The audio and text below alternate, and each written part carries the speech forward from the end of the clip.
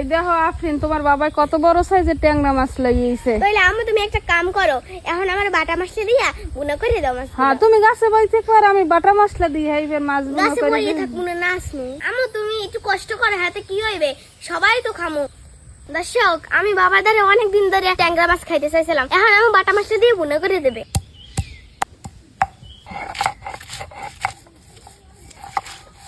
পেঁয়াজ রসুন বাটা হয়ে গেছে, এবার মরিচ বেটে নেব।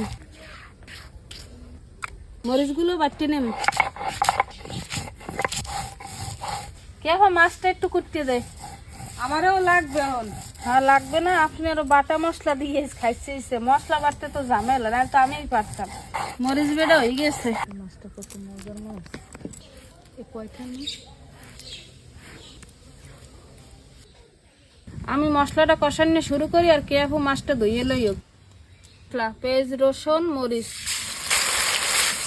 হলুদের গুঁড়ো, লবণ, আদা জিরে বাটা, মশলা কষানো হয়ে গেছে। এবার মাছগুলো দিয়ে দেব।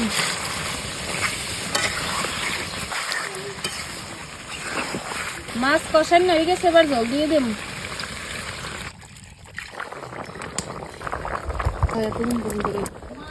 সবাই আমরা ঘরে গেছি গিয়া, দেখি ওরা করে কি। ওরা এখানে কোনো উসাই কোনো উঠতে এখানে গেছে। আমার ট্যাংরা মাছ বাটা মশলা দিয়ে বুনা করে দিয়েছেন, আমি খাইলাম। দেখেন কালারটা কি হইছে।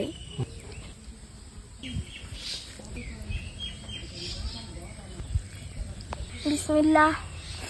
এই মাছে কিন্তু কাটায় একটা। আমরা যারা শহরে আছেন নালে বিদেশে আছেন, যেসব দেশে আইবেন সে সময় কিন্তু নদীর মাছ অবশ্যই খাইবেন। আমাকে রান দেয় দেখবেন না কি রকমের লাগে। ভালো থাকেন, সুস্থ থাকেন। আগামীকাল নতুন ভিডিওতে দেখা হবে।